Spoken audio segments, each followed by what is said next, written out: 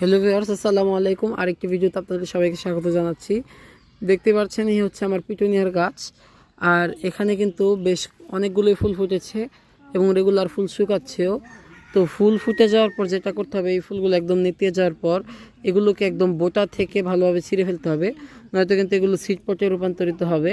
আপনারা চাইলে বীজ করতে পারেন, কিন্তু বীজ করলে যে সমস্যাটা হবে, আপনার কিন্তু গাছটা বুড়িয়ে যাবে এবং প্রচুর ফুল পাবেন না। আমি কিন্তু এর থেকে আরও 1-1.5 মাসের মতন ফুল নিতে চাচ্ছি, দেখা যাক কতদিন নেওয়া যায়। তো তার জন্য যেটা মেন করতে হবে, এই সিড পটগুলো কিন্তু রেগুলার তুলে ফেলতে হবে। যেমন এই যে এটা একদম এই সবুজ অংশ সহ তুলে ফেলতে হবে। এই গাছটার ফুলগুলো কিন্তু একটু পিঙ্ক টাইপের, এই গাছের ফুলগুলোকেও কিন্তু আমি ছেড়ে দেবো। আর এটা হচ্ছে বেগুনি টাইপের একটা রং। এইগুলো কিন্তু তুলে ফেলা যায়, কিন্তু আমি এখন ফেলবো না, আরও 1-2 দিন যাক, যেহেতু ফুলগুলো এখনও সম্পূর্ণভাবে নষ্ট হয়নি। আর যেগুলো নতুন আছে সেগুলো তো নতুনই। এই যে এটাকেও কিন্তু ছিঁড়ে ফেলবো।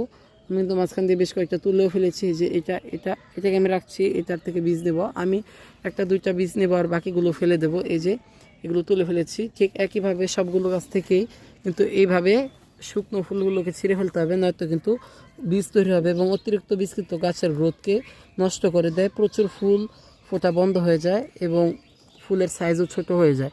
তো এই কারণে রেগুলার কিন্তু শুকনো ফুল এবং নেতিয়ে যাওয়া ফুলগুলোকে ছিঁড়ে দিতে হবে। ধন্যবাদ সবাইকে। আসসালামু আলাইকুম।